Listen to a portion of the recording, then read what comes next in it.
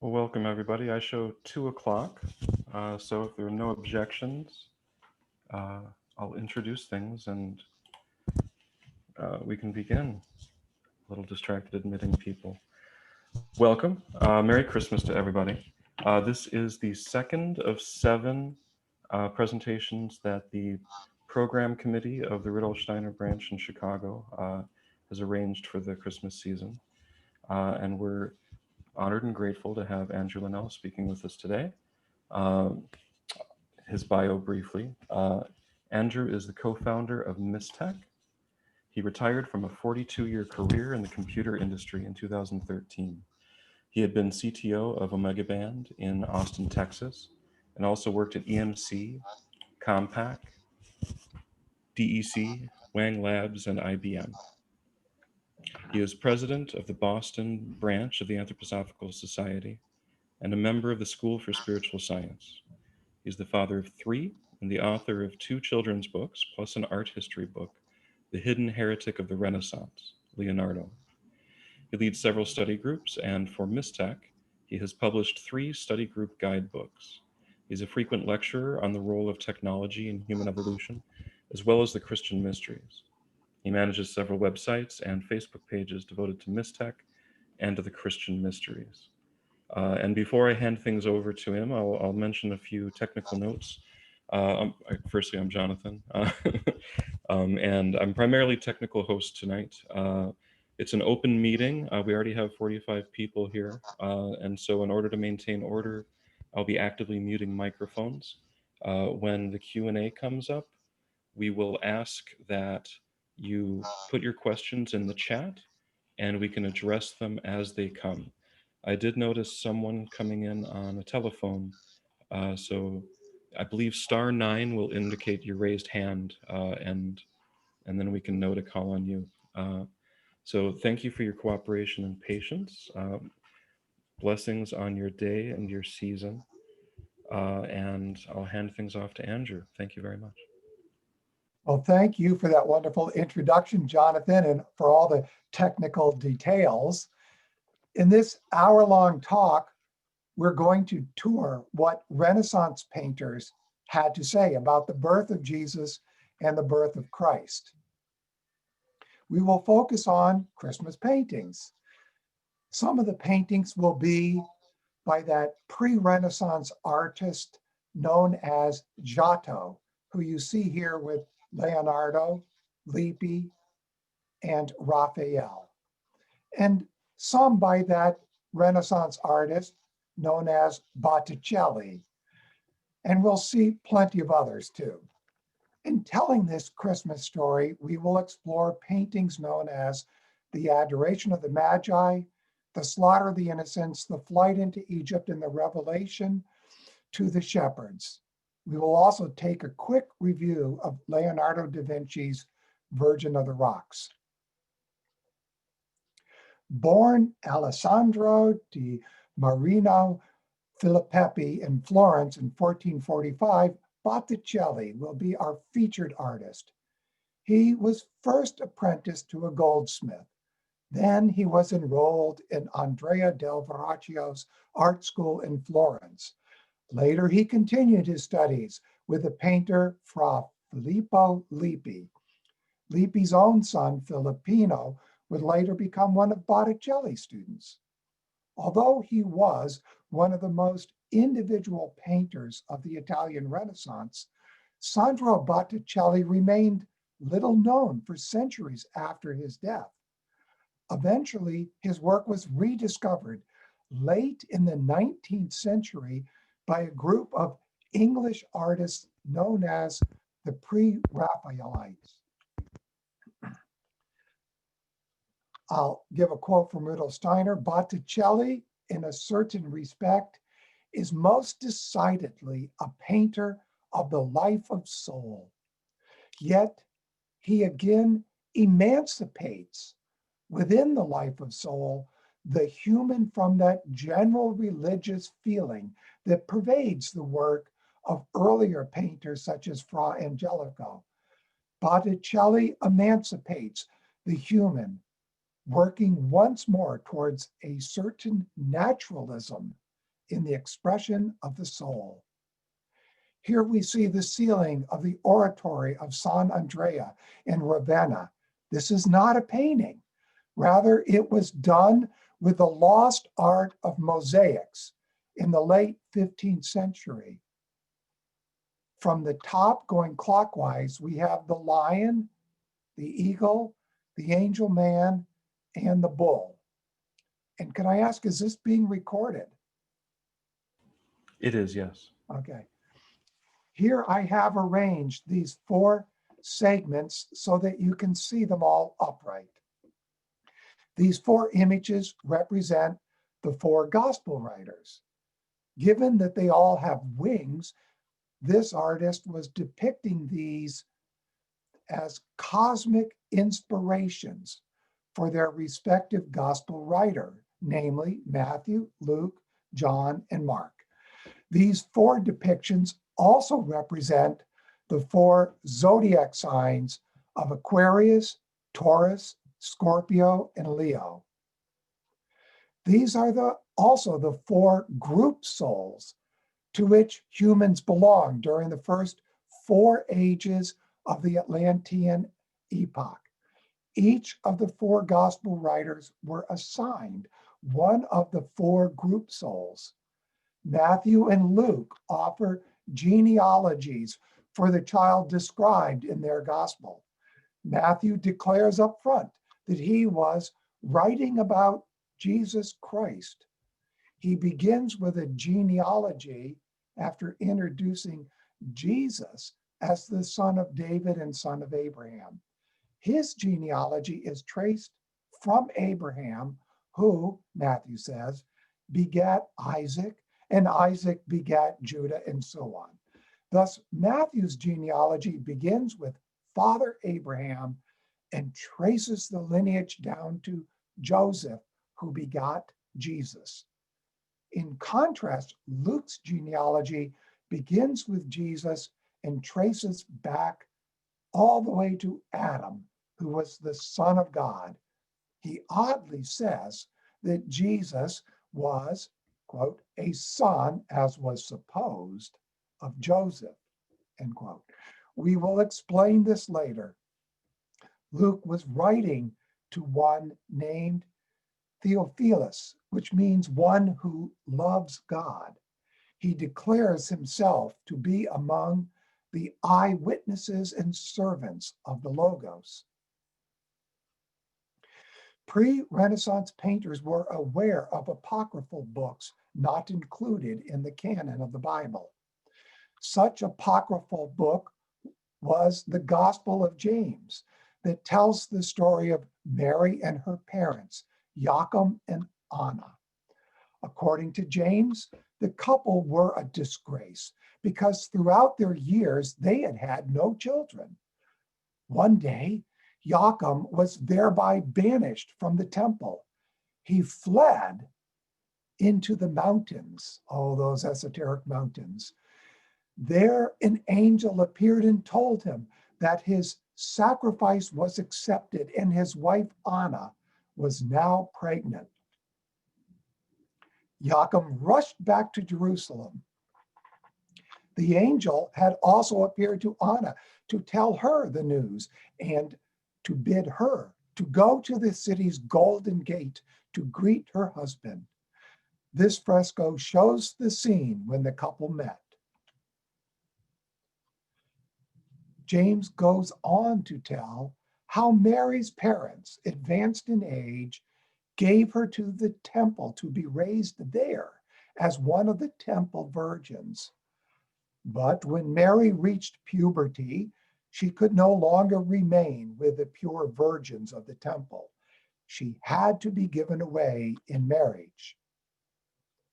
The priest collected rods from the available men, and the rod of the older man, Joseph, was the first to flower, indicating that God wanted for Mary to be wedded to him. With this background, we can now pick up Luke's story with the Annunciation to Mary. This is a fresco, again by Giotto. In holy books, The task to announce what is to come falls to the Archangel Gabriel. Giotto made brilliant use of an archway at the Skrovegnik Chapel. He used this odd space by the archway to show the spiritual world on one side of the archway how it can speak to us. Here, Gabriel speaks to Mary, who is depicted on the other side of the archway. This was painted largely by the young Leonardo da Vinci under supervision of his teacher, Andrea del Verrocchio. Given this setting at the edge of a stone house with a walled garden, what would you say about the symbolism of where and how this Annunciation took place? Now I'll pose a biblical question for you. Is this Annunciation part of the Gospel of Luke or Matthew? Many no longer know. This scene is from Luke chapter 1, verses 26 through 39, where it says, "And in the 6th month," and this is of Elizabeth's pregnancy, "the angel Gabriel was sent from God unto the city of Galilee named Nazareth, to a virgin espoused to a man whose name was Joseph of the house of David, and the virgin's name was Mary." One of the more popular artists studied by the students at Verrocchio's school was Fra Angelico, who is best known for his fresco paintings in the convent of San Marco in Florence. This is one of 4 Annunciation paintings he completed. 2 of them exist at this convent. Note the hands of the Sun Spirit releasing the dove into the sunbeam that shines upon Mary. Fra Angelico felt a connection of this coming child as the redemption for what happened in the Garden of Eden to Adam and Eve. Thus, for him, it made sense that Luke would trace the ancestry back to Adam, even to Adam before the fall. Luke began his gospel not with the birth of Jesus, but with the birth of John the Baptist. As Luke began his story, he gave us a time frame hint by saying, "In the days of Herod the king of Judea." At that time, John the Baptist's father, Zechariah, was working as a temple priest. John's mother descended from Aaron, the high priest of earlier times. So here is something very priestly. Like Joachim and Anna, Zechariah and Elizabeth had had no children and were now past childbearing years. Time passes. We no longer know if Herod is still alive when the story then described a temple scene. It said, from the right side of the altar, and the incense smoke around the altar, Gabriel spoke to Zechariah and declared that the couple will have a son who was to be named John, and he will go, and this is very important, with the spirit and power of Elijah. This was no metaphor, to prepare the people for the coming of the Lord. Zechariah asked, "How can this be true?" He said, "I am an old man, and my wife is well along in years." After this doubt, he was made mute. When his service in the temple was completed, and this was after perhaps many days, maybe even weeks, we don't know, he returned home. After this, Elizabeth became pregnant. Luke does not tell us where the parents of John the Baptist lived. 6 months later in Nazareth, where Mary lived, Gabriel came to her to announce that she although a virgin, will have a child. Gabriel adds, even Elizabeth, your relative, is going to have a child in her old age. And she, who was said to be unable to conceive, is in her 6th month, end quote. Mary, who was now just pregnant, goes to visit her relative Elizabeth, who, as we have heard, was 6 months pregnant. The walking distance could not have been far.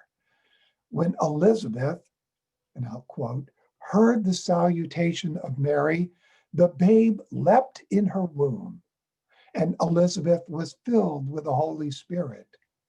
And she spoke out with a loud voice, as soon as the voice of thy salutation sounded in mine ears, the babe leapt in my womb for joy.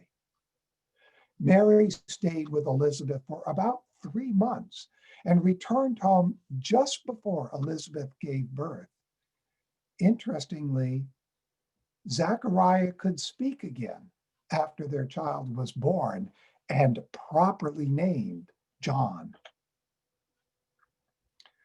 And as we know, Mary gave birth 6 months later. This is often cited for why John's birth is put on June 25th. Here we see the scene from Luke of the shepherd's visit as painted by Giotto, now in Assisi.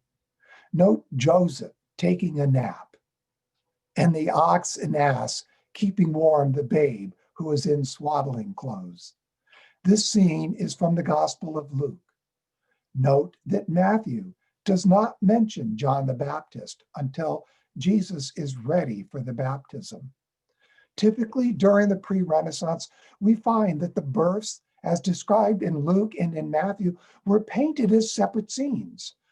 Luke described the poor family from Nazareth that had to travel to Bethlehem to be taxed. A heavenly host invited nearby shepherds to come to witness the birth. No star led them to the child. And again, Joseph is typically asleep to what is going on. The scene in Matthew's gospel is about kings who are led by a star. Their astrological wisdom has told them that a great king was to be born. Naturally, as they passed through lands, including the lands of King Herod, they paid their respects to its royalty. Herod was disturbed by their foretelling of a great king being born within his kingdom. Later, the 3 Magi found the baby in a house in Bethlehem, belonging to the descendants of the wise King Solomon. Here is Gentile de Fabriano's altarpiece, where he has combined the stories of Matthew and Luke. You see in the larger image on top, the adoration of the Magi from the Gospel of Matthew. But then in smaller images, we see along the bottom, the nativity scene from Luke, next, the flight into Egypt from Matthew, and finally the presentation in the temple again from Luke. Let's take a closer look at the nativity scene from Luke in Fabriano's altarpiece. We see the infant lying on the ground, glowing in an egg-shaped aura. The ox and ass show that the infant is the source of light on them. We look at the symbolism of ox and ass later. Mary and Joseph have halos, but Joseph is asleep. Some say, perhaps after all the travel and the late hour, he needed sleep. In the hillside of the background, a spiritual being announces this birth to shepherds. Note that the building is the inn that had no room for them. The stables is in a cave that you see behind the 2 animals. Note how different this scene feels. It is depicting the scene from the passage in Matthew, which goes, and when they were come into the house, They saw the young child with Mary, his mother, and fell down and worshiped him. And when they had opened their treasures, they presented unto him gifts, gold and frankincense and myrrh, end quote.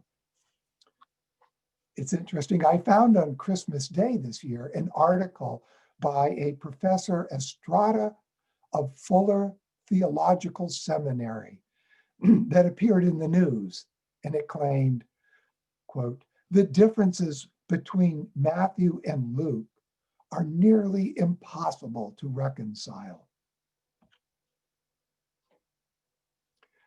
So moving back to Luke's story, we come to the presentation of Jesus in the temple 8 days after birth.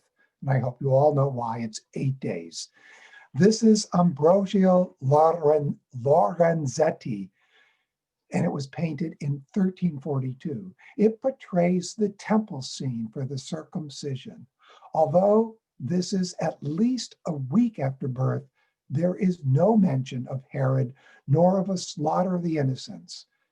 And after this, the couple will calmly return to their humble home in Nazareth.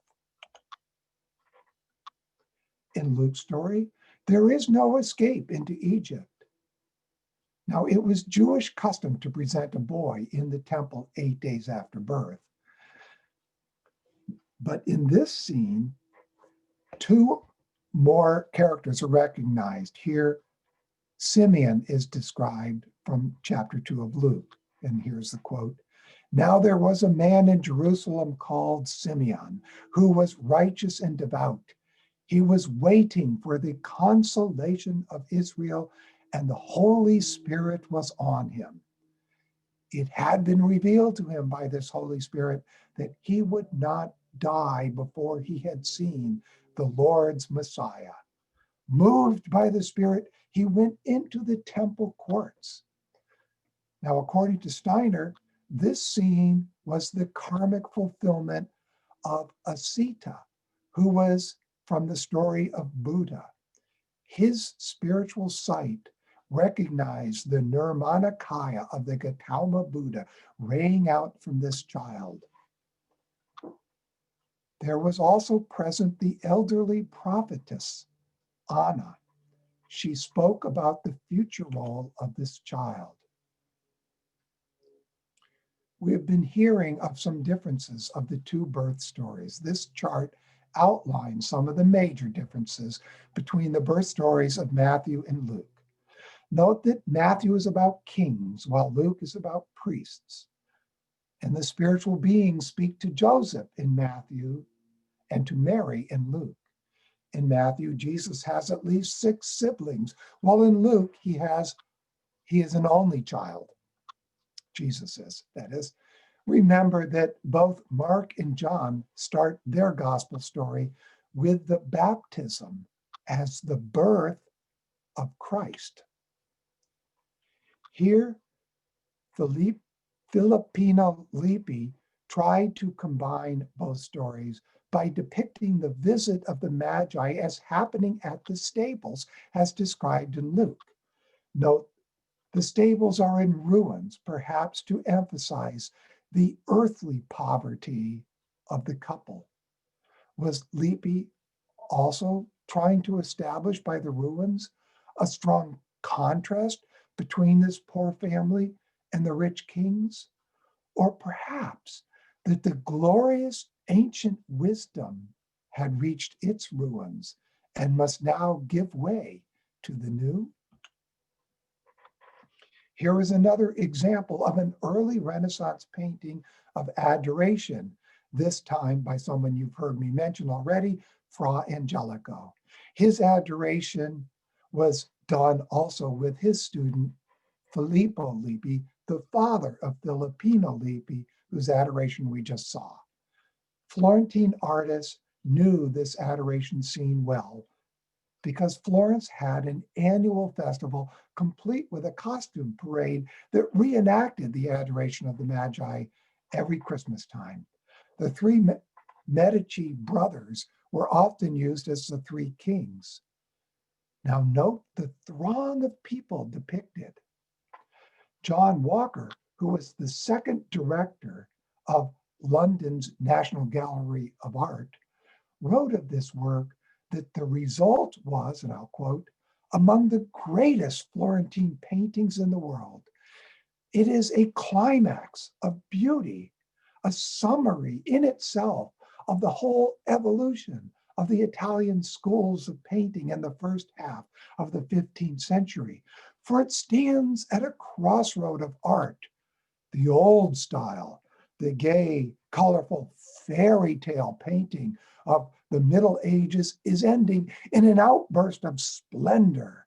And the new style, scientific in observation, studious in anatomy and perspective, realistic in its portrayal of life, is beginning its long development.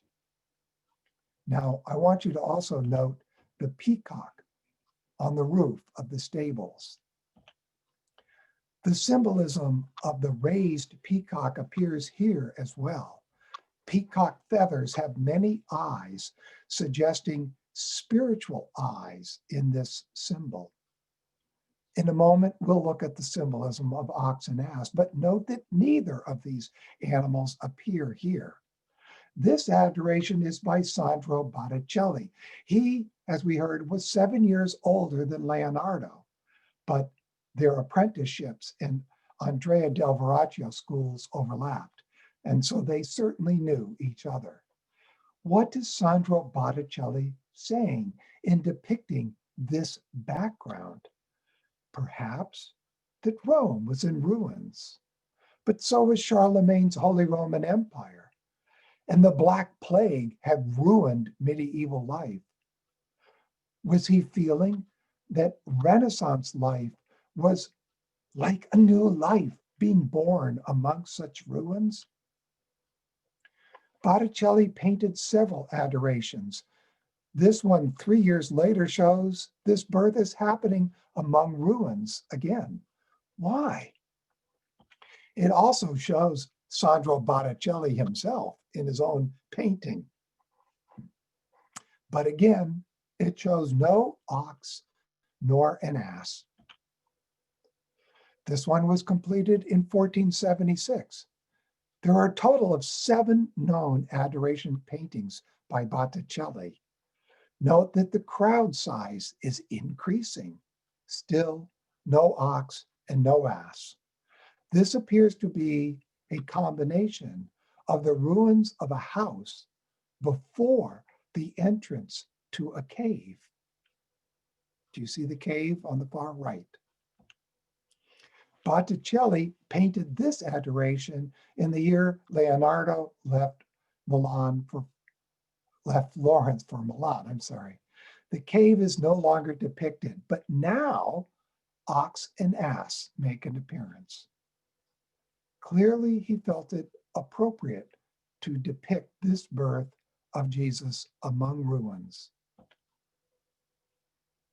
4 years later, we find Botticelli resuming his adoration among ruins. This time, the couple has an encampment in front of the mouth of a cave. But now again, no ox and no ass. What is he trying to tell us by depicting such a huge throng of people? That the 3 Magi traveled with a large entourage? No. Or that Christ was to come for everyone, for every human being.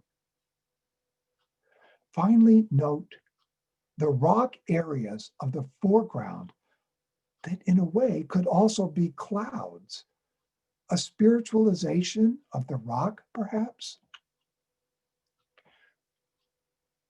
Why have these artists depicted the birth among ruins? We just heard some possible answers. The Roman Empire was in ruins. Even Charlemagne's Holy Roman Empire was in ruins.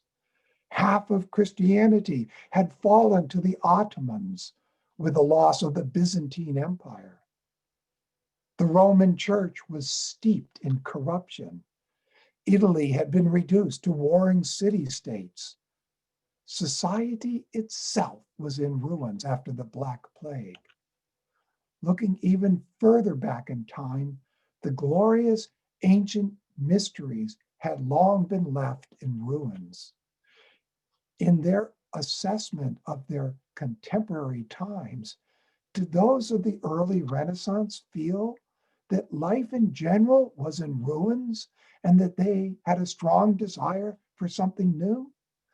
St. Francis and others had tried and failed to overcome corruption in the church just prior to the Renaissance. And interestingly, just before that, there had been 3 popes at one time. Evolution progresses in cycles or seasons. Spring will follow the ruins left by winter. Now let's return to the birth story in Matthew. After finding Jesus, the 3 kings are warned not to return to Herod. This fresco by Giotto shows the slaughter of all children 2 years and younger, as decreed by King Herod, who worried that there was a king, a child, who would take his throne from him or from his sons. This painting by Matteo di Giovanni also shows the slaughter of the innocents. Look how he has depicted King Herod. This fresco by Giotto shows the scene from Matthew of the couple fleeing the slaughter by going to Egypt. In Matthew's gospel, the angel speaks to Joseph. This map shows us the path, that is path 4, that was likely taken from Bethlehem into Egypt. The ass that had carried the pregnant Mary to Bethlehem from Nazareth along path number 1 now would carry her and the child to Egypt for safekeeping. Rudolf Steiner adds that by going to Egypt, this child could gather into itself the wisdom of the Egyptian post-Atlantean cultural age. Now, if these Gospels are telling us just different facts of one story, then we run into a problem those 8 days later after the birth. Path 2 would have been taken to go to the temple in Jerusalem for Jesus to be circumcised. After that, Matthew has them traveling back to Bethlehem, indicated by path 3, while Luke has them go directly back to Nazareth, back along path 1. Then, before the slaughter, the Matthew couple, warned by an angel, would flee the 80 miles to Egypt along path number 4. Only in the story of Luke do the ox and ass appear. When Jesus is placed in a feed box that is a manger, then the breath of the animals could warm the baby on that cold night. But many an artist portrayed ox and ass in their adoration paintings. Symbolism was always important during the early Renaissance. And so was confusion about these 2 stories being one. This confusion remains in place in our times. What do you suppose the ox and ass represent as symbols? Well, here's some hints. The book of Isaiah says, the ox knows its owner and the ass its master's stall. Quote. Now the book or ox has the symbol of strength. The ass was the animal of Saturn, of cosmic memory and humility. We might also turn to Mithraism and associate the ox with the bull within one's soul life that needed to be overcome. A 2nd century African writer, Lucius Apolsius, wrote an esoteric book called The Golden Ass, which is a story of a human who had been metamorphosed into the body of an ass, but finds liberation through the Egyptian initiation rites of Isis and its Apis bull. Shakespeare played with this in A Midsummer's Night Dream, when Bottom's head is transformed by Puck into that of an ass. When Christ entered Jerusalem on Palm Sunday, he rode in on an ass or donkey. And so too did the Greek god of technology when he rode back to Olympus. He did so upon an ass. Let's go back to Matthew and look at Joseph's decision as to when it would be safe to return from Egypt. It was soon after the family had arrived in Egypt that King Herod died. Now, of course, Joseph and family wouldn't have known this for a while. Some historians place Herod's death at 4 BC, while others now at 1 BC. Herod's kingdom was, after his death, divided up among his sons, as shown in this map. Note that all of these kingdoms were under Roman rule. Herod's son, Archelaus, is mentioned in Matthew as being cruel like his father. Had word reached Archelaus that the parents of the boy who had been visited by the Magi had returned from Egypt, he might have sent soldiers to kill them. So the parents decided not to return to their residence in Bethlehem, which was within the son's kingdom, but to head farther north where they might be safe. Thus, Matthew concludes with this statement, so that he will be called a Nazarene. So back to this map, we see a possible path from Egypt to Nazareth, thereby avoiding Jerusalem and Herod's son. What might Matthew have meant by Jesus being called a Nazarene? Merely that he was from there? Well, I'll give you a hint. The descendants of Jesse, or Yesse, who was the father of King David, were known as Essenes, or Essenes. Along with the Sadducees and the Pharisees, they were one of 3 philosophical approaches to Judaism. In chapter 8 of his book, The Jewish War, the 1st century historian Flavius states, and here's a quote, for there are 3 philosophical sects among the Jews, the followers of the first, of which are the Pharisees, of the second, the Sadducees, and the third sect, which portends to a severe discipline, are called the Essenes. These last are Jews by birth and seem to have a greater affection for each other than the other sects have. The Essenes, end of quote. The Essenes had colonies. The famous one was Qumran, where the Dead Sea Scrolls were discovered in 1947. Another colony was in Nazareth. Steiner revealed that their secrets and teachings were derived from those of Yeshu ben Pandira and propagated by his pupil, Mattai, or Matthew, the author of, yes, that gospel. John the Baptist, a member of the Essenes, was a member here in Nazareth. Their strict and strenuous rules meant no alcohol, being complete vegetarians, and no hair cutting. These rules were meant to lead to seership. The next event recorded in the Gospels is from Luke. It tells us that the family goes annually to Jerusalem for the Passover celebration. They travel with many others from Nazareth. After it concludes, while walking back home, they discover that they must have left their 12-year-old son back in the city.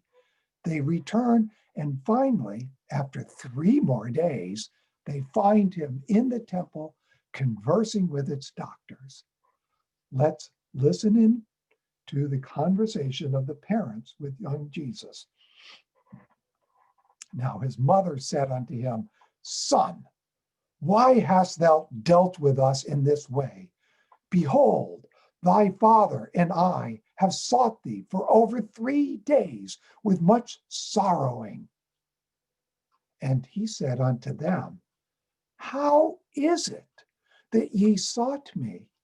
Did you not know that it was necessary for me to be here now in my father's house at this time? I added those words at this time. So what is Luini telling us by this hand gesture that you see? This Jesus among the doctors presents the theme of the two becoming one over the heart of Jesus. Here I need to express my deep appreciation to Rudolf Steiner, who described that a merger of the Jesus of Luke with the Jesus of Matthew occurred within the Holy of the Holies in the temple in Jerusalem. And thus it took 3 days for his parents to find him. Many ancient texts described a prophecy that there would be two messiahs, one kingly and one priestly, and that these two would be made one in thine hand. A merging of the two messiahs takes place at this time, and it must be so, within the Holy of the Holies. Because of this merger, the eye of Matthew's Jesus now lived within the bodily sheaths of the Luke Jesus. This helps us to explain why Luke's genealogy began with the words, Jesus was a son, as was supposed, of Joseph. Now, this Jesus among the doctors is by Bernardino de Betto, also known as Pinturicchio. On the right, we see Joseph and Mary entering the scene. As a transformed Jesus, his parents were amazed at his newfound knowledge and wisdom.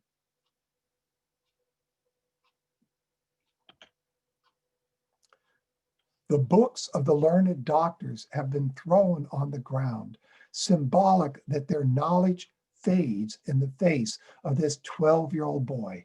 Note that his halo with a red cross inscribed.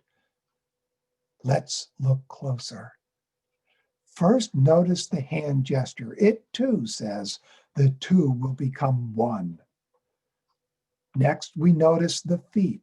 On our right, the child with a halo is standing on the earth barefoot. On the left, both children's feet are lifted off the earth, one by socks and one by shoes. Of these two children, one is well-dressed, the other poorly dressed. Notice the colors of the well-dressed boy, his green and magenta top with gold undershirt. He has a blue-bound book in hand, while the other has a white sack with something inside that might be a book. They are departing. They represent the two Jesus children as they once were, but will no longer be. We see that these two boys are framed by 5 individuals. Their clothing colors go from left to right: black, blue, gold, green and magenta, and where have we heard those colors? And in the 5th, a royal purple. Each of the 4 carry an object in their hand too. The 4 facing the two children represent what has happened. They represent the physical: black, soma, blue, psyche, gold, and pneuma, rose green. This 5th is the Hierophant who performed the spiritual merging of these two within the Holy of the Holies. The result was the boy with a halo.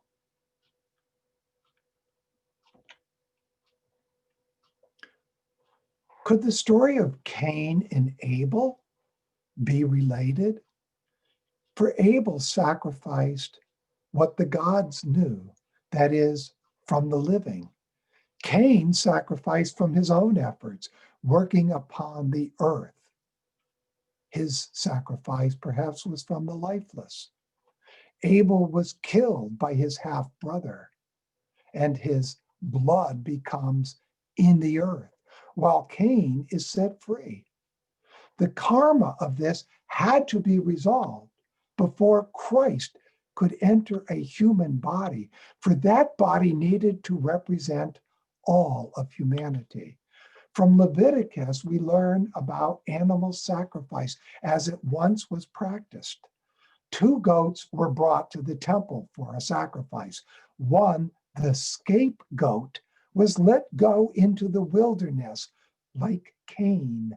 The other goat was killed in the temple, and like Abel, its blood was poured out onto the ground. When Judas kisses Christ and he is arrested and taken to Pilate, Pilate asks the crowd to choose one to set free, Christ or Bar-Abbas. Bar-Abbas means the son of the Father. There is much esoteric wisdom here. These lineages from Lemurian times persisted into the middle of the Atlantean epoch until sexual procreation was underway. At that time, the Abel lineage, known as the sons of God the Father, took wives from the lineage of Cain, known as the sons and daughters of men. So when Matthew says, Pilate washed his hands before the multitude, saying, I am innocent of the blood of this just person. See ye to it. Then answered all the people and said, let his blood be upon us and upon our children. You see, Christ became the sacrifice and Bar-Abbas became the scapegoat. And so Christ's blood entered the earth as had Abel's. Now let's turn to Rudolf Steiner's short lecture cycle entitled The Fifth Gospel to understand what this merged Jesus, this Jesus of Nazareth, did from age 12 until the baptism at age 30. At the time, the ancient mysteries were fading into decadence and into ruins. With the eye of Zarathustra within, he traveled as late teen until he was 24. At first, he traveled in Palestine, then beyond. He came upon Mithraism, which was spreading then throughout the Roman world. He experienced pagan rituals and the ruins of the ancient mysteries. Everywhere he witnessed the decadence and the demons that were merging with the faithful. For him, this was a most bitter experience. He found that the call of the Bath call, that is, the daughter voice from heaven, had ceased. It meant no more inspiration, no more prophecy for the Jewish nation. One event, when he was 24 at a pagan altar, he finally heard the Bath call speak. And these are its words. Aum, amen, evil rules, witness the severing eye, selfhood's guilt by others owed, in daily breath now felt, in which heaven's will be not done. For man deserted your kingdom and forgot your names, you fathers in the heavens. Like the Buddha, he deeply observed human misery as Jesus of Nazareth. He went to live within the Essene community of Nazareth from 24 to 28 and perhaps later. One day he heard Buddha say, if my teaching as it is completely fulfilled, then all men on earth must be like the Essenes. But that cannot be. That was the error in my teaching. The Essenes can only progress if they separate themselves from the rest of humanity. Yet These other human souls must be there for them. The fulfillment of my teaching would mean nothing but Essenes, but that cannot be, end quote. After this, he experienced, that is, Jesus did, experienced Lucifer and Ahriman fleeing from the gates of the Essene community. He sought out the wisdom of Hillel, whose words deeply affected Jesus. And these are the words: don't separate yourself from society, but live and work within it, end quote. Then he comes with all these sorrows and concerns to his mother. They have a deep discussion that loosens his bodily constitution. His siblings thought that he had gone mad when he left to wander to the Jordan River and to experience baptism. We've seen that the Matthew Jesus was born in either 4 or 1 BC, and the Luke Jesus was born in 1 AD. And when the Luke Jesus was 12 years old, something of these two lineages was merged in the temple. Then we heard about some of the life of this merged Jesus until he became 30 years old. So what can we say about Jesus and his birth in regards or about the baptism? Can we say that this is when Christ was born? Early Christian theology that is dismissed today as childish thought, oh, and perhaps we dismiss this with a bit of arrogance, these early Christians were far from uniform in their beliefs, but for many of these early Christians, Christ entered Jesus at the baptism when he was 30 years old. The ancient mysteries had offered wisdom of the coming of the sun god, that is, the cosmic Christ. They placed the birth of Christ at the baptism, when the cosmic Christ united with Jesus of Nazareth. After 3 years, Christ would fully penetrate this body, even into the bones, and thus when he experienced death, he became fully man. Here we see the sun god depicted in pottery from ancient Greece. In Greek mythology, Helios was known as the sun god, and he was beardless and drove his chariot across the heavens each day. In Persian lore, he was known as Ahura Mazda, and in Egyptian as Ra. Was this behind the words, I am the light of the world? This image was found in the Christian tomb of Julii in the Vatican necropolis located in Rome. It is an example of early Christian art showing Christ as the unconquered sun god. It is interesting that the concept of Christ, here you see, holding the whole earth in his hand, was also painted by Leonardo in his Salvator Mundi. Much of the early Christian world were followers of Arius. For the Arian Christians, the birth of Christ was at the baptism. Here you see one of their ceiling mosaics in Ravenna, Italy. Out of the mouth of the dove, a watery element is pouring into the head of Jesus of Nazareth. Now, I'd like you to notice the other being on the left. This is the god of the river Jordan. And the source of the river is flowing out from his jug. Here we see the earliest painting in which the young Leonardo took part. It is claimed that he painted the two angels on the other side of the river, that is the river Jordan. Leonardo is said to have painted the curls in the angel's hair. It is further mentioned that Verrocchio felt surpassed by the young Leonardo in artistic skill with this painting.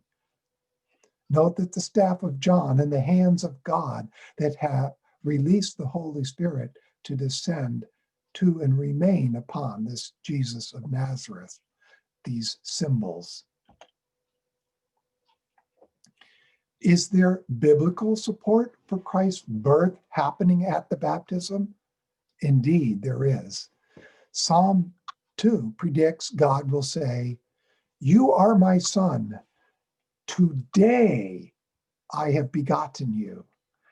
And so these words appeared in Hebrews. Now, Professor Bart Ehrman and other scholars have found that old ancient manuscripts, pre-3rd century Gospels, had a similar text concerning the baptism.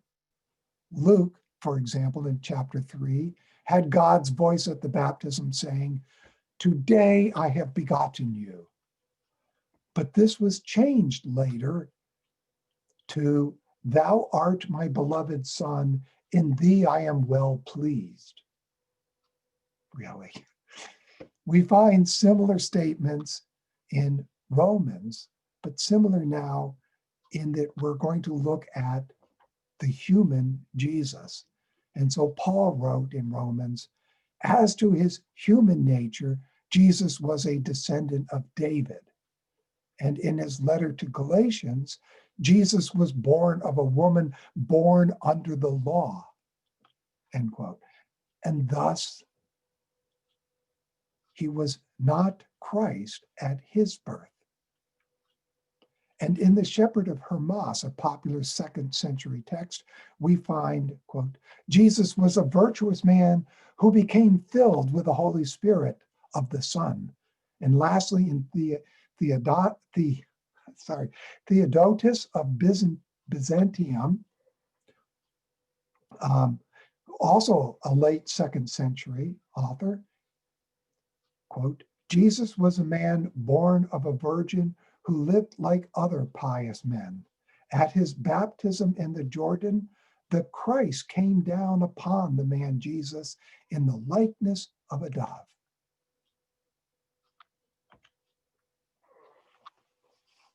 Those of you who attended my recent talk entitled Leonardo's Christmas Tale will know the details, but allow me to give you a very brief overview so that this whole lecture and this fuller story can come together. You see, early in 1481, Leonardo had been commissioned to paint an 8-foot by 8-foot painting by the monks of San Donato in Scorpetto in Florence. Later that year, something dramatic changed in Leonardo. Leonardo had learned from the Platonic Academy and from the esoteric texts brought by George Gemistus Plethon to Florence. Plethon had come with a trunk full of esoteric books. His lectures on Plato, Aristotle, and other Greek philosophers and the ancient mysteries had caused Cosimo de' Medici to establish a Platonic Academy. What went on inside this academy is not known because the Inquisition was still very active. But we do know that when Plethon left Florence in 1440 at the age of 85, it was to return to Greece to found a mystery center. Even the town was named Mystra. He could do this honestly only if he was a Hierophant. And thus, it would be very unlikely that during his time in Florence, with the founding of such an academy, that there would have been there must have been someone trained to carry on after Plethon departed. Thus, the academy would have had an exoteric shell, but its real role would have been kept secret.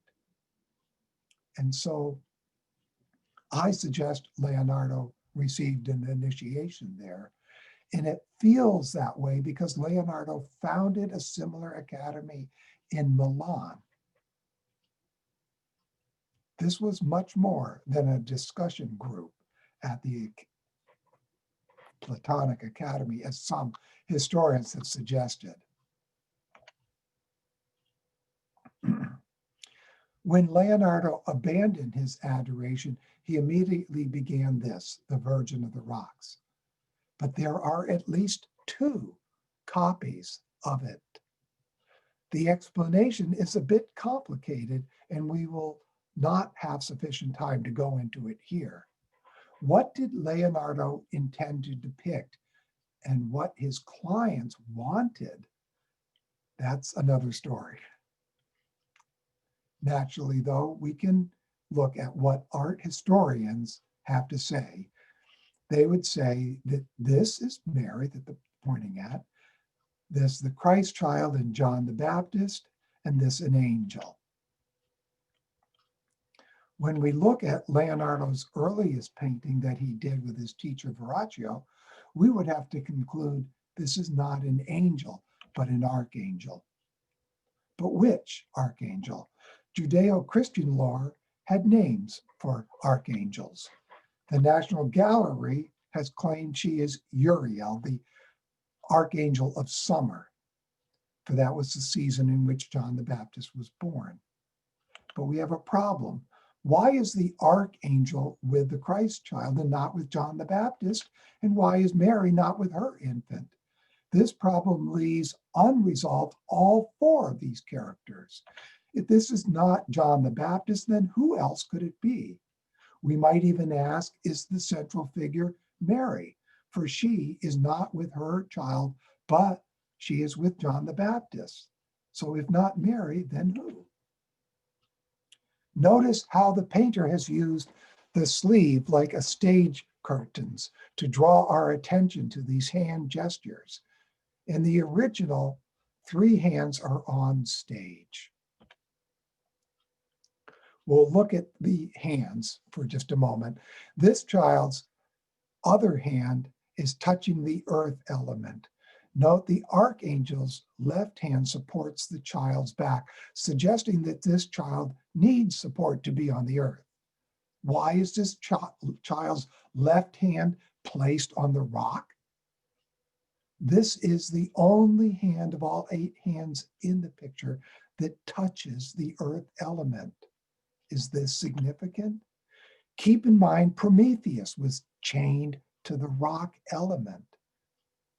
And that Christ will say, upon this rock I build my church. This is the Jesus as told in Luke. Steiner described how the nirmanakaya of the Buddha surrounds this child whose purity had otherwise little of a developed eye. What is the purpose of the woman's hand on this child? It is not there for support. Is it simply resting on his back near his right shoulder? Lastly, note the sheer cloth wrapped around this boy. Although sheer, he is not naked like the other child that we just studied. This suggests some earthly dignity for this infant. Recall the scene in Eden after Eve and Adam obtained knowledge, for they became ashamed of their nakedness. This is the Jesus as described in Matthew. He is, according to Steiner, the reincarnation of the being who was once known as Zarathustra and the initiator of Zoroastrianism. Zarathustra was originally a leader of a mystery school, but became, his name became a position title. Zoroaster is the Greek form of this name. The hand on his back signifies that his eye, with its wisdom, will be drawn from him and bestowed on the other. Now you can see it. Now I'm going to finish this painting with giving you another piece of understanding that comes from the backgrounds. Now, geometry was very important to Renaissance painters, especially Leonardo. So if we draw a vertical line in the center of the painting, we see that the central figure straddles this central line. With her hands, she draws from the child on our left to bestow it on the other. Now I want to draw your attention to the circled areas. These two windows in the rocks are meant to relate to their respective infant.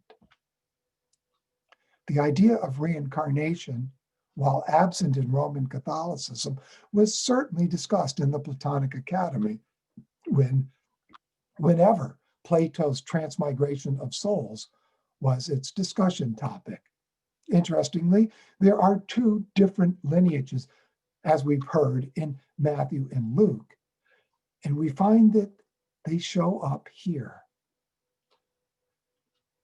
So I will draw from Rudolf Steiner again, as you've heard, a Zarathustra lineage in Matthew's story. The kingly Jesus of Matthew had many previous lives, including one obviously as the original Zarathustra. This is indicated by the many rock pillars through which the river of life, the Styx, flows by. The rock pillar above the priestly Jesus has but one pillar of rock, and it is higher than any of those in the other oval. This represents the incarnation as Adam before the fall. At that time, he was still the archetype of man. In the Kabbalah, this archetype that is held back in Eden is also known as Adam Kadmon. Thus, only one higher pillar. Leonardo attempted to show that Christ came for all of humanity. He revealed that the stories of Matthew and Luke were paired streams of humanity that reached their resolution in their future merging. These pairings, through the deed of Christ, continue on such that what was once outer knowledge becomes inner in our times, and what was inner becomes outer.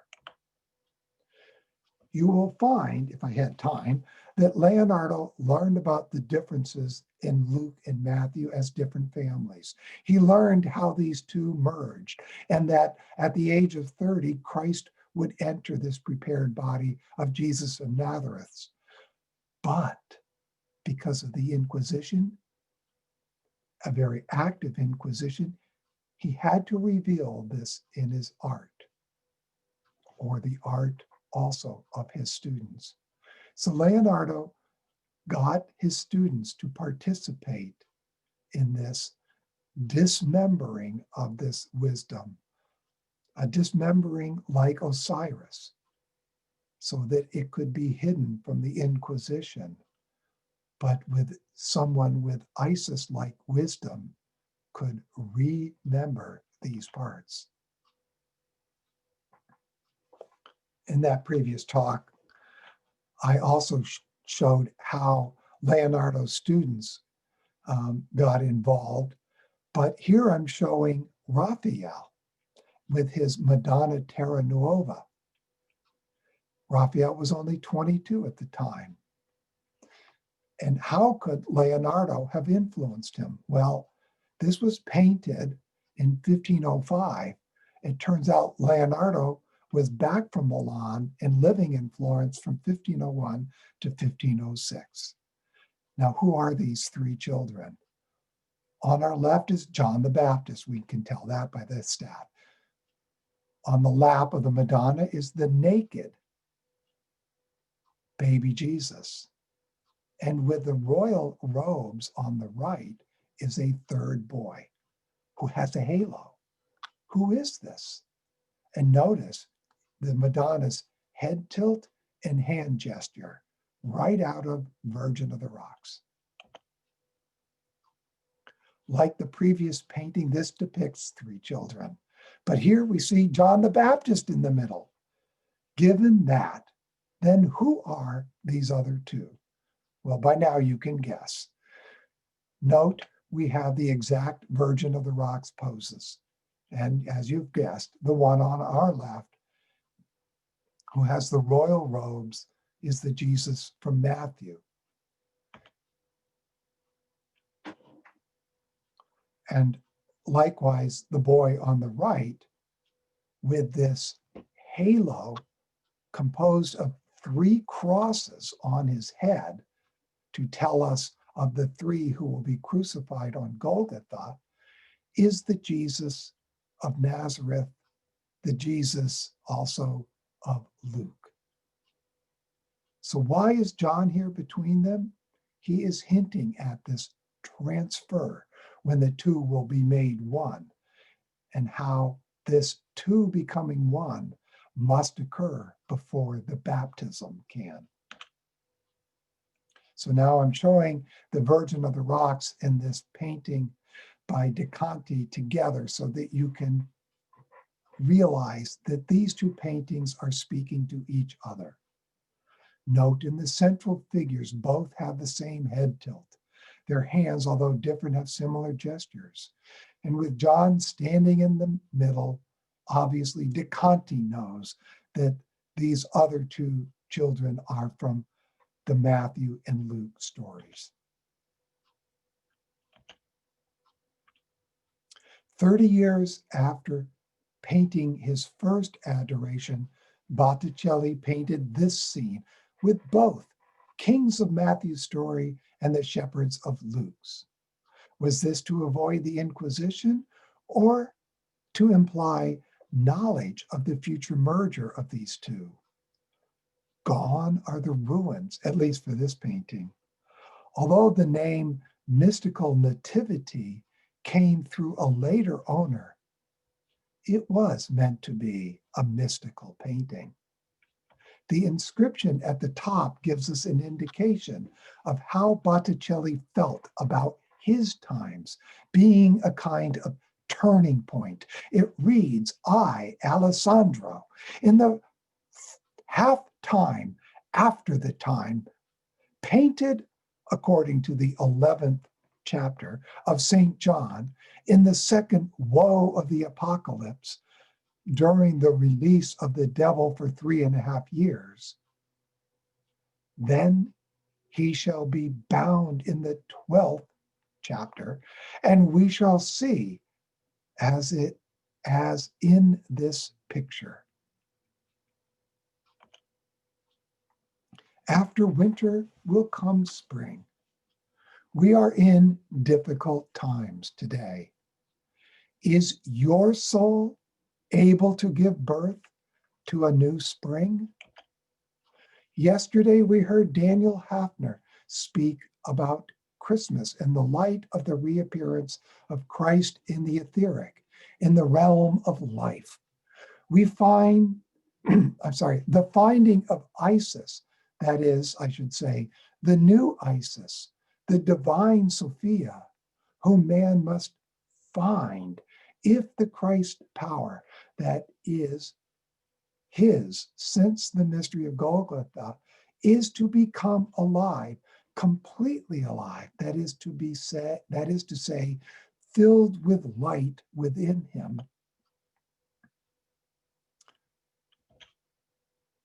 So I'd like to close, or almost close, with a quote from Steiner. In regard to the evolution of humanity, we must at all times feel able to say to ourselves, all development takes its course in such a way that wherever what has been created becomes a ruin, we know that out of the ruins, new life will always blossom forth. But from where does this new life come? It is connected with the fact that the human soul can be satisfied after all, even animated in viewing imperfections, if not so much in viewing small imperfections, nonetheless in viewing the large imperfections where creative activity, on the account of its greatness, dies in the execution. For in such dying forces, we surmise and finally recognize forces that prepare the future. And in the evening glow, there arises for us the premonition and the hope of the coming dawn. I'm going to skip the first part. The social question that confronts humanity is terribly urgent. Sounds like our times. Fearful things have come about in recent years, and the social problem becomes ever more and more threatening. Only those who are asleep in their souls can overlook this fact. Europe, and elsewhere in the world, as regards its culture, threatens to become a heap of ruins. Nothing can raise it from its chaotic condition unless men find it possible once again to develop a real humanity in their common life. May your soul, among the cultural ruins that you feel surrounding you, be fructified to give birth to the new life that may come through anthroposophy in you. For if Christ were born in Bethlehem 1,000 times and not in thee, then art thou lost eternally. For those who want to go in even deeper into all of this, I'm showing now 2 books that can be helpful. In addition, if you're interested, my previous lectures on Christian mysteries can be found at the website, thechristianmysteries.com. And these 2 books are available now on Amazon. And with that, Jonathan, I can take any questions that we may have. Sure. Thank you very much for that presentation. Yeah, there's a lot in it. For the sake of order, if you have any questions, we ask that you type it in the chat, and that way we can get to it sequentially. I'll wait a couple of moments, and if no one speaks up, I have a couple I can offer.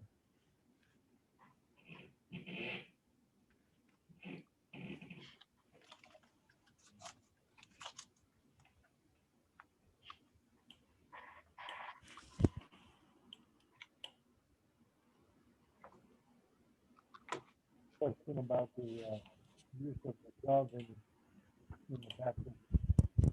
I'm having a hard time hearing you. Can you say that again? Or did I accidentally unmute you?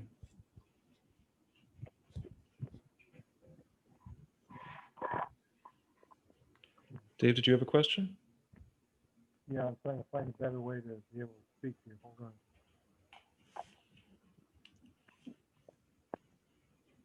Yeah, we can hear you. You're just very soft.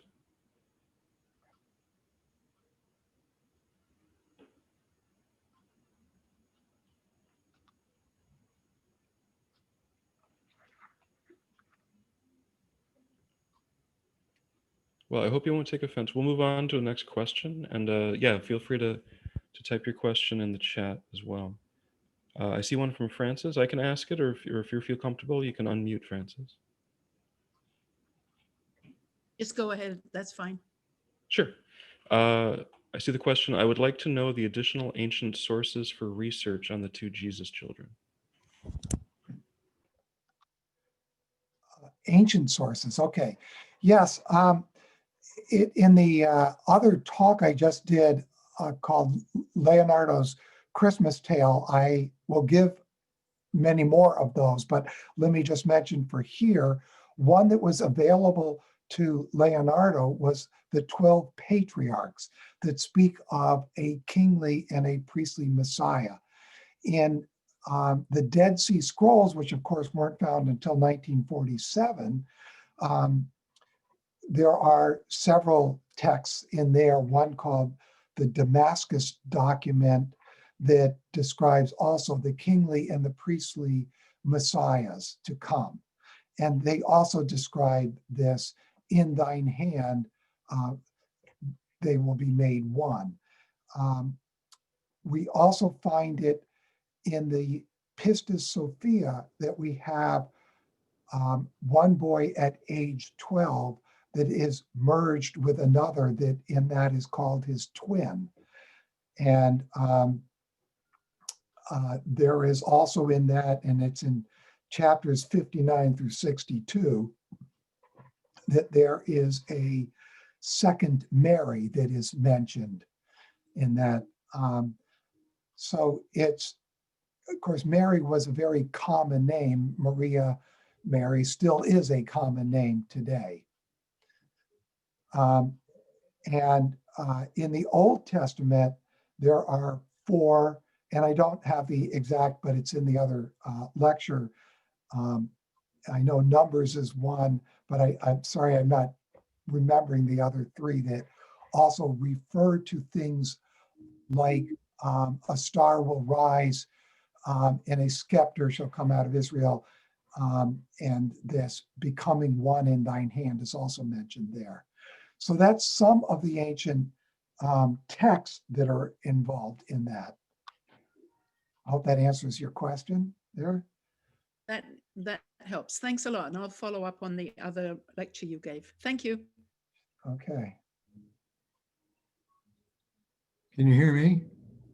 Hi, Yes, Dave. we can now. Thank you. Yes. I wanted to ask about the symbolism of the dove and the baptism. It seems to be such an important piece, and it's rife in all of Christian literature and pictures. And why the dove? Yeah, well, it's interesting. I'm not sure I've actually seen Steiner describe the symbolism. I have had people who have gone through normal theological trainings, like my uncle, who used to be the head of the Rochester Colgate Divinity School, explain it that the dove was considered, because it was all white, and white would be considered the color of the purity of the soul. And at that time, it was felt that a catharsis, meaning a purification of the soul, was what was happening in a baptism, that it would be appropriate that it would be a white, and then to be coming down, descending from above, a bird. Obviously, it couldn't be another animal, or it would have just plopped on the Jesus. So it makes sense that it would be a bird, and the whitest of the birds would be this dove. Well, But one of the things that I've observed, because I do have doves in my backyard, is that when the doves land, they circle. They don't land like a regular bird. It's the only bird that I know of that comes down in a circle. So I was wondering if they were describing what was perceived in that moment, the baptism in the Jordan, was the Spirit was coming down in a spiral form. I haven't heard that, but I like that, David. I think that's a very, very full of insight contribution here. And it makes sense. It's not, the way it's described is that it's in the image of a dove. It has Right. that gesture. Right. So that, Right. It that doesn't makes a say lot it of is a sense. dove. It says it's descended like a dove. Right. Right. Exactly. Thank you. I'll have to work that into my future talk. Thank you much. As a quick note, if you don't want to type the whole question in there, you can also just say, hey, question, or Q, whatever it happens to be. But David Kavish, I believe, has a question. If you want to ask it. Yes. It's not so much a question. It's just a impression I got that may or may not be useful. And that is when you showed the pictures of the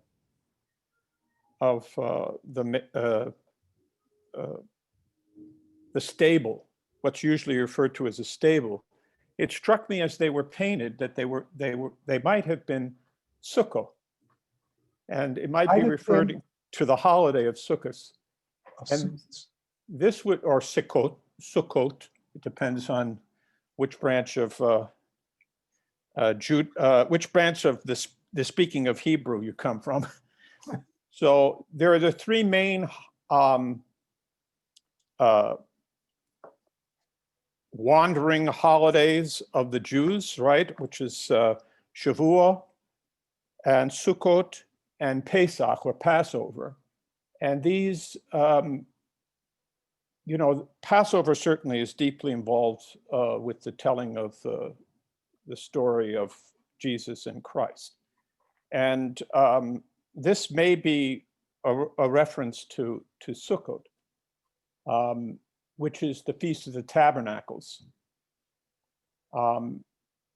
There's even something right about the timing that the Sukkot would be falling apart.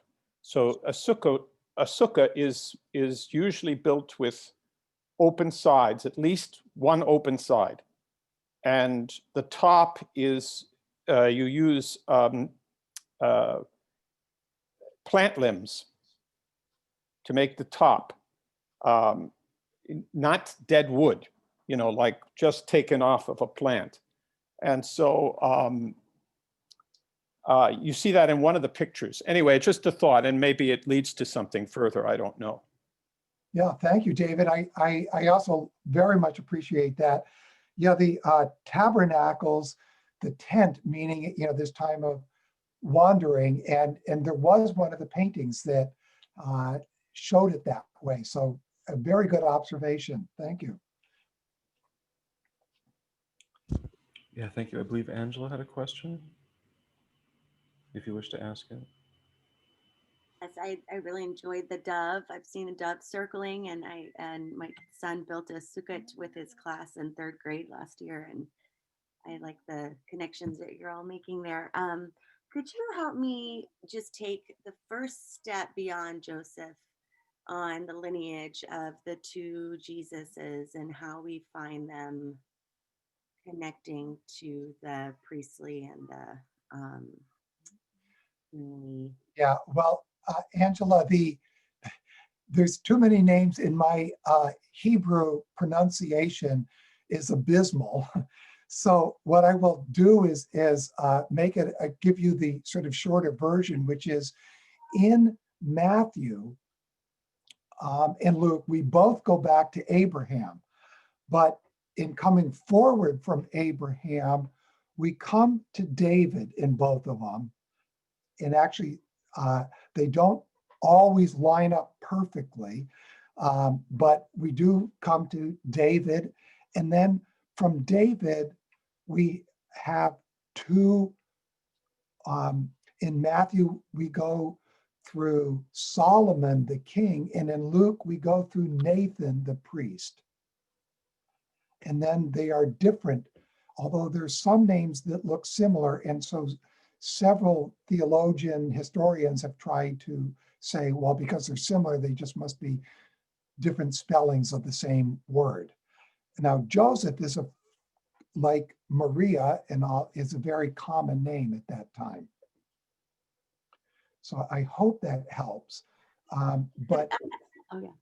Oh, could I ask, right when you got to Solomon, does that somewhere along anywhere relate to Sheba and the conversation of the Black Jesus, or like in the church in France, I think they have the Black Jesus, and is that talking about the Solomon Jesus or no? so a wonderful question. And as some of you may or may not know, the tradition has it that the Queen of Sheba came from the area of Ethiopia. And Ethiopians would claim that, you know, she was black or black-skinned, and she marries Solomon, and yeah, I guess I can't go into the story here, the whole story of Hiram, Abiff, and Solomon, and the relationship they both have with Sheba. But there is this question about the Black Madonna in that case. Is she a kind of model for that Black Madonna, or is there in fact a lineage, maternal, you know, that Mary would have had this dark skin, or even be African in appearance? And I can't answer that. I do know that I have seen the images and sculptures of the Black Madonna in France.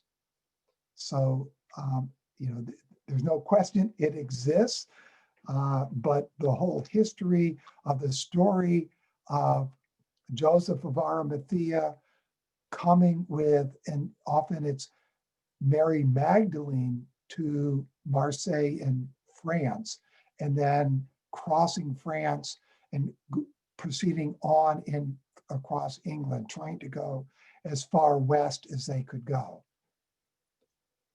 So I don't have a good answer for you. I'm sorry. That was a pretty good answer. Thank you so much. It's a gorgeous presentation. Your work is useful in the world. Well, thank you. Nicolette had sent a direct message to me. Did you want to ask the question, Nicolette? Hi, I didn't want to miss out on the other questions and answers just in case, but I was wondering, Andrew, on the painting where Elizabeth and Mary meet, there's 4 women to the left. And just one of the homilies from Cindy Hines recently, you can hear me? Yes, I'm there. Yeah. Good. One of the homilies where one of the stories by Georg Dreisig, where Eve visits the Luke child. And when I was looking at those, I don't think it would have jumped out at me before, but in that picture, there's the 4 women to the left. And the first one is dressed in brown and looks very haggard and old. And I wondered if you had given that any thought as to who those 4 women might represent. And it doesn't need an answer. I enjoy questions. Well, Nicolette, I actually have seen this painting. I was fortunate when I went to Emerson College in Sussex, England, to be able to afford to go on the Italian art tour. And we saw this, and it was actually the woman dressed in black whose face is half covered that is the one who I find the most mysterious in this. And no one in the group had any answer to any of the women. And so I don't dare to offer anything today. But I'm so happy you brought it up because it's still a mystery for me who they are. And you don't find it in this apocryphal book of James. So it's something more than what appears in the text. And it could be that there are different versions of these gospels, that they may have a version that no longer exists that describes it. Yeah, thank you. Sure. I saw earlier a question about Savonarola. Should we take that next, Jonathan? I believe that is the next one from Jenny. If you want to speak up. Or if you just have more you wish to say about it, Andrew. Well, Savonarola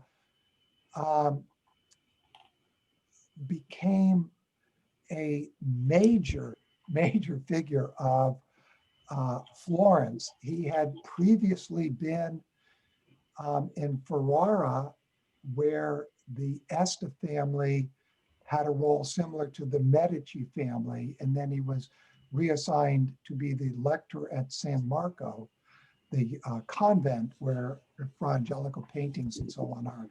And he was trying to be a sort of modern day, for his time, Saint Francis, and to overturn, and purify the church and the politics.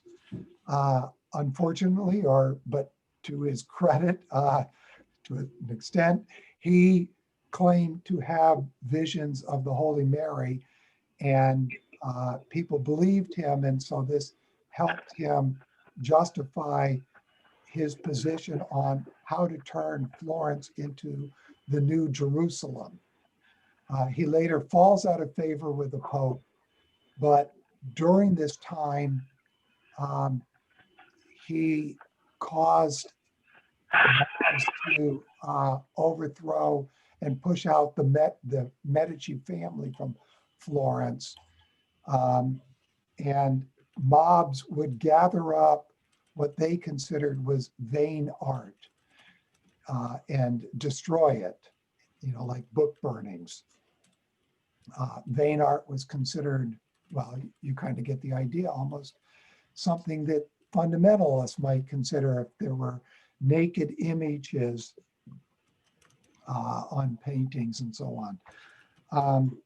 So it was a very frightful time for artists, and it's understood that that could have been one of the reasons why Leonardo left in 1482, when he knew that Savonarola was taking this position in Florence.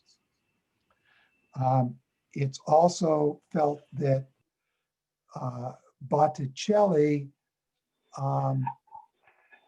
I don't know if we want to say he subscribed to this, but Botticelli was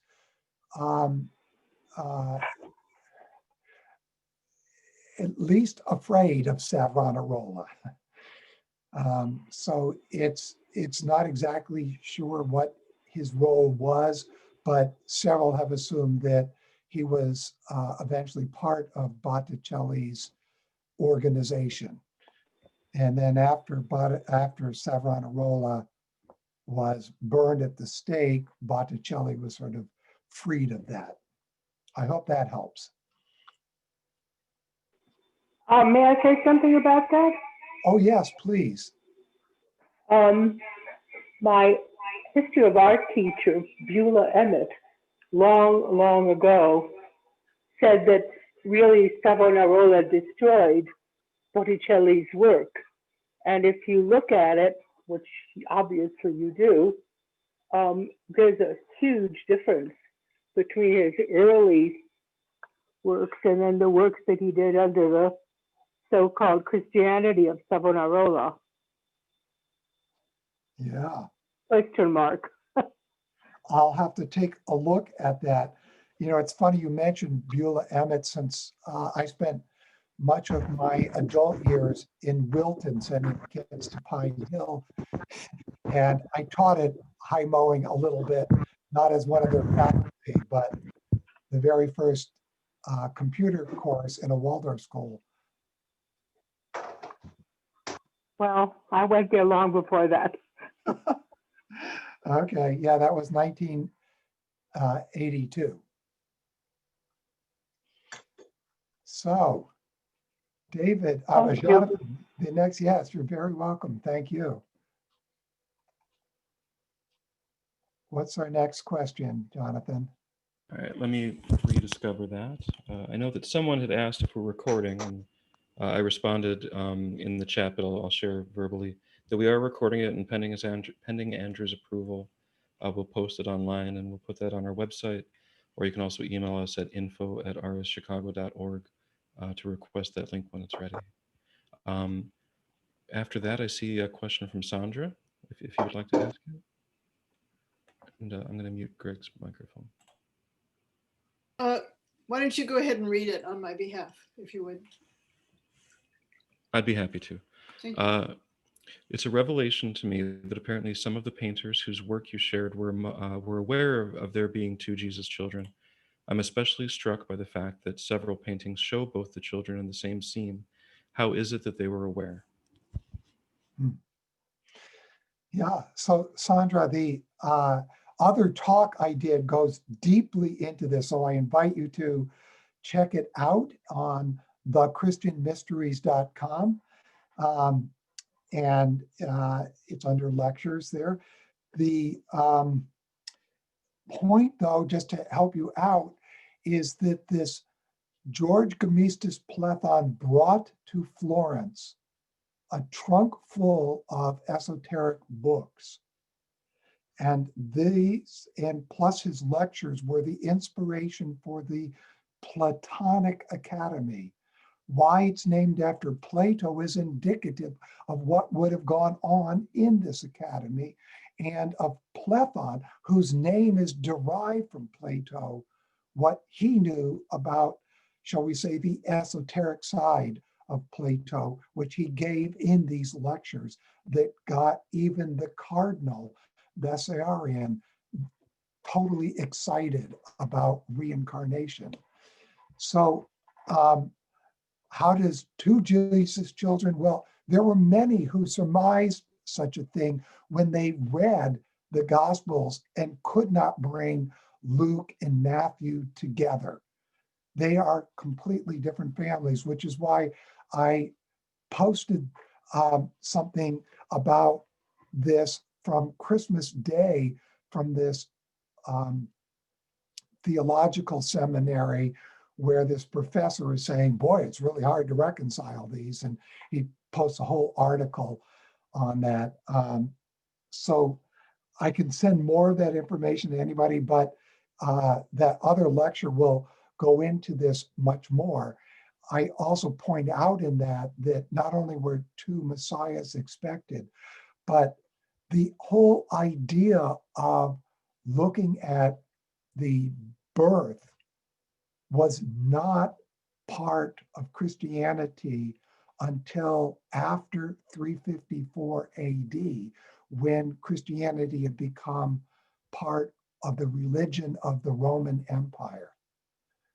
And even at that time, Origen and others were making fun of celebrating birthdays, calling them pagan festivals, and that Christianity had no interest in any kind of birth. Its interest was only in the mystery of Golgotha and the mystery of Whitsun. So, of course, the whole Easter theme. So, these expressions of the two Jesus children's existence kind of, vanished then. And when Rome comes sort of overtaking Christianity, then this interest as a Roman law on what is the origin of Jesus and all. Not that these gospel writers didn't write it down. They're writing from an esoteric perspective. There's obviously more generations than 7 times 11 to get back to Adam, for example. And it turns out there were more than 42 to get back to Abraham. But so there's something esoteric about those lineages and what they are trying to portray in how they're described. And so somehow that knowledge reaches certainly Leonardo and his students.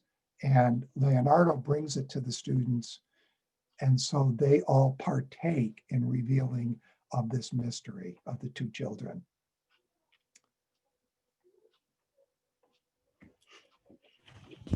Thank you very much. The next question is from Mary, and she messaged me directly asking that I read it for her. Then forgive me if I mess any of this up. Italian is not my best.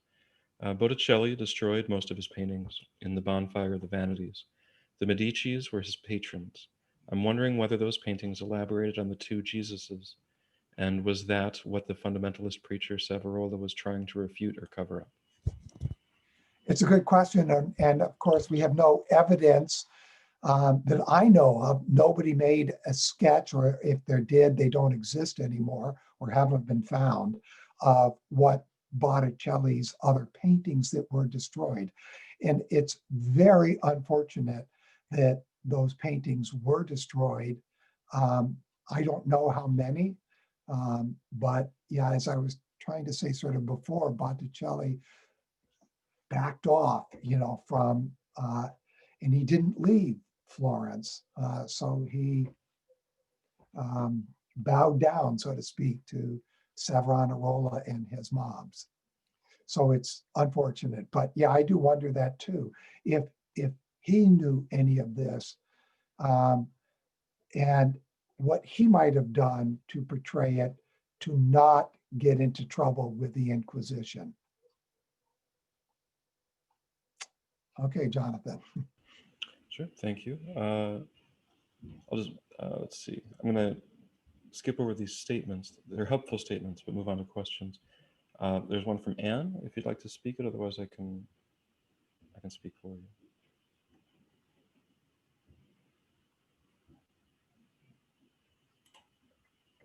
All right, I'll wait just a moment more. And while she's doing that, thank you, David, for the point about Noah, the dove, the olive leaf, and baptism by water. Thank you. Yeah, it's interesting because, of course, the doves returning with the green leaf is the proof that God has kept his covenant and the earth will survive and go on. Right. And here you have a sort of similar gesture coming down from above, that the salvation is coming. Right. And also the flooding of the earth is like submerging the body into the water. Right. Until it nearly dies. Until the earth nearly died, right? And Right. then in the baptism, you have it with the human. Right, It's exactly. moved to another level. Anyway, I would never have gotten that if it hadn't been for this talk. It's not anything I'd considered before. Thank you, David.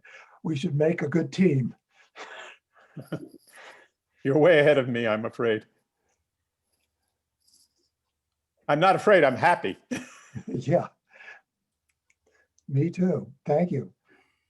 Anne, would you like to ask your question? It's not a question, it's more of a comment. When somebody was asking about the 4 women in the picture, and it was remarked about the woman that was in half face in dark clothes. It just popped into my head. I just wondered if maybe it could be Lilith. Woo! Really good question. Very interesting that maybe they put Lilith in. I love these. This is very, very interesting. Well, I don't know, Anne, but that's a fascinating idea. No, I just thought you might be, open to the speculation. I am. I'm very open to it. Very open. That's why I give you applause. Good thinking. That's be very interesting to entertain that and explore that further. I hope you do too. Let's do it together. Okay, cool. Thank you, Anne.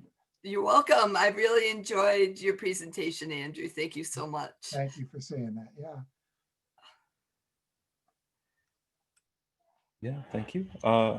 I see no subsequent questions. Are there any other questions? We have a little shy of 15 minutes yet set aside. I wanted to ask a question. This is Angela. Are you familiar with the, I was just trying to think of where it came through. Maybe it was whatever we studied for the Holy Nights last year. I can't remember right now. Maybe it was John. Anyway, but that the mystery of Golgotha, when the blood touches the earth, it is sort of like the moment when the earth becomes the body of God, of Jesus. And, is that relating back to that baptism? Do you have any thoughts on that or remembrance of that part of Steiner's work? Well, yes, I do know of it, what you're getting at. So it doesn't have to be any more than a single drop that falls and enters the earth, but this is reminiscent, shall we say, of Abel's spilling of the blood and what God had to say to Cain about it. And Steiner describes how both things that you said, that when the blood entered the earth is now being prepared to become the body of Christ, that Christ has made the earth now his place of residence. It had been the Son. He had descended, become man on the surface of the earth, and now the earth is becoming the body of Christ. And so when he says, you will tread on me, and that this is my blood and this is my body, he is referring to what will come out of this blood entering the earth. And Steiner also referred to the entire aura of the earth changing from the moment this blood entered the earth. And we know that at that moment, the old mystery, the curtain that separated or hid the Holy of the Holies was rent in two, was split. So now the new mysteries can come about. And that really is what Steiner is pointing us to. And I think what last night in the talk that Daniel Hafner gave, he was trying to point us to that the time of the new mysteries is now, with the beginning of Christ being experienced by us in the etheric. Yes, yeah, that's in the Luke gospel right now too. Thank you. That's beautiful. Yeah. All right, I see John has a figuratively raised hand, and I invite you to speak.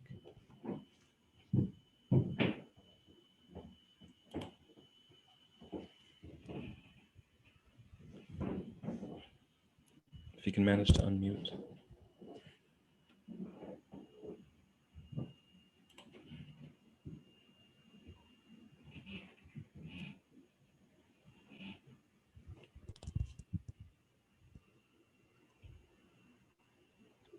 This is John Stephen Beanucci. John Stephen.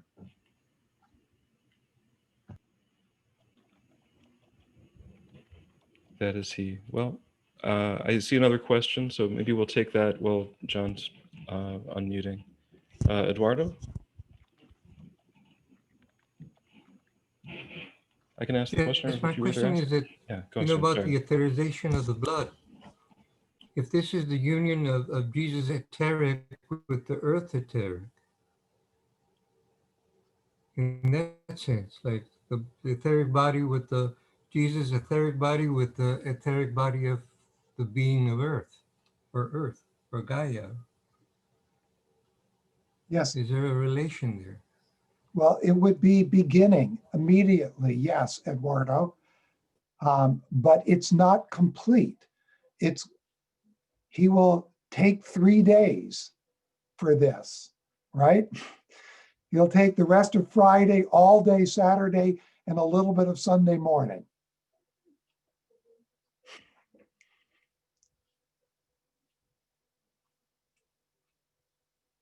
Thank you. Okay. Yeah.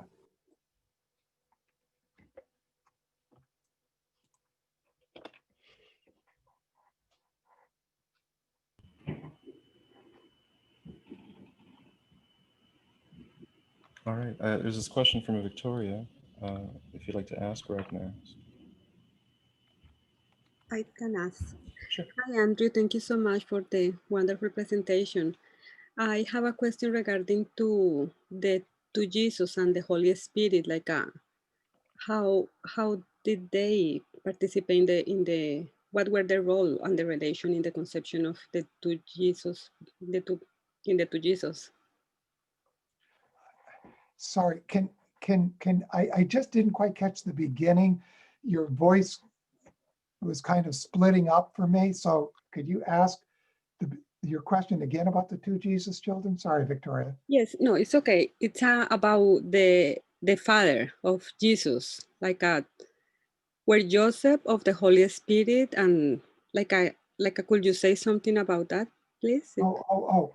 Well, I think what you're referring to is John was referring to, I baptize by water, but he who comes after me will baptize essentially with fire and the Holy Spirit. And it's interesting what David Cavish had to say about the sort of looking back aspect of the cleansing by water, the cleansing of what got cleansed by the water and what gets cleansed by fire.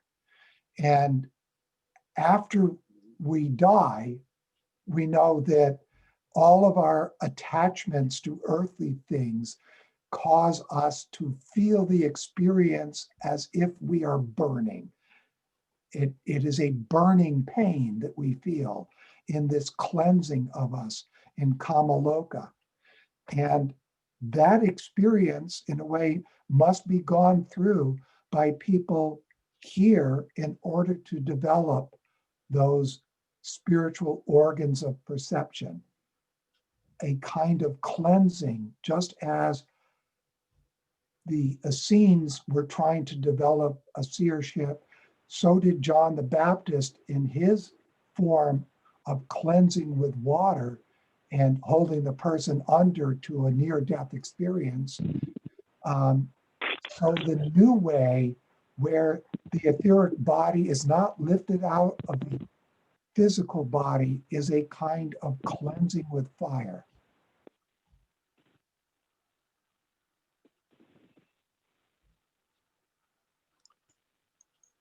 All right, I see that John finally unmuted, but it's also nearly time to go. So if John, if you're able to quickly ask your question. Yes, thank you. No problem. Inspired work and presentation, Andrew. Thank you. I imagine there were many, so you could choose any. But if you could take us through the lead up and then discovery of a breakthrough in your understanding, in your work of putting this all together, I think it would be exciting to hear about. Thank you.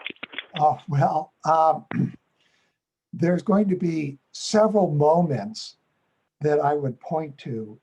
Perhaps the most important was in 2005, Carlo Pedretti, who is the professor of art history at the University of California, and I don't remember which one, I think maybe UCLA, but I'm not sure, maybe Berkeley, but gave an exhibit in Ancona, Italy, and he was able to attain a third copy of the Virgin of the Rocks. So I saw this online. It was very difficult to get online pictures.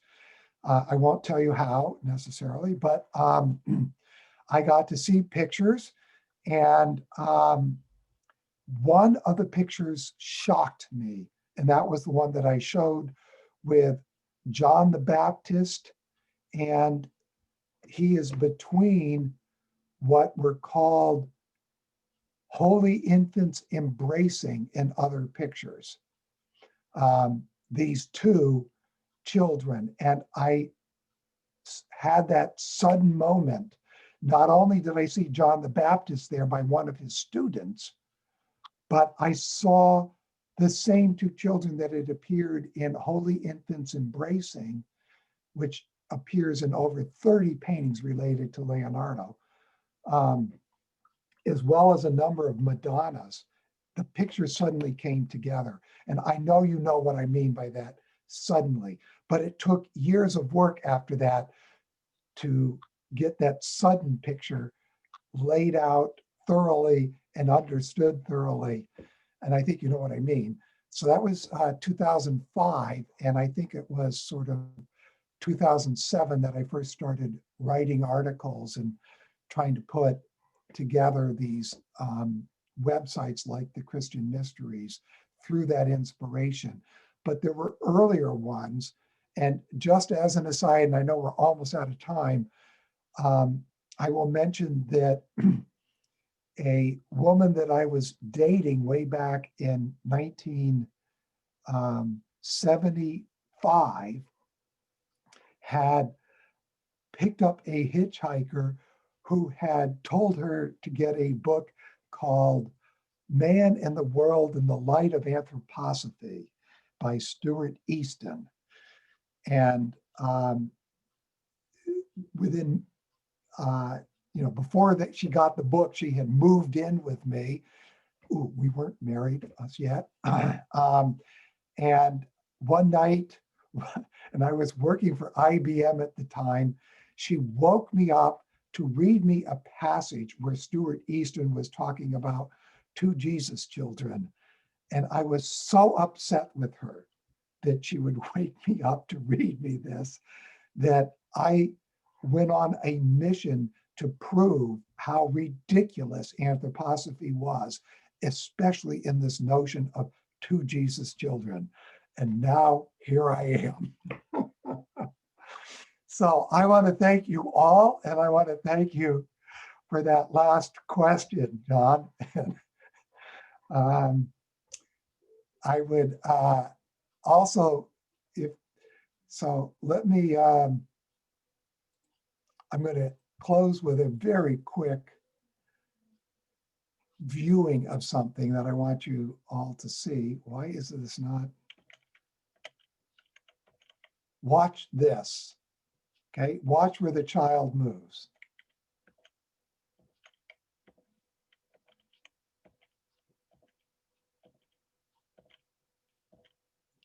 Thank you all. Thank you, Andrew. Thank you, Andrew. Yeah, thank you very much. Real quick too, Craig Wiggins will be speaking tomorrow. We invite you to join that presentation as well.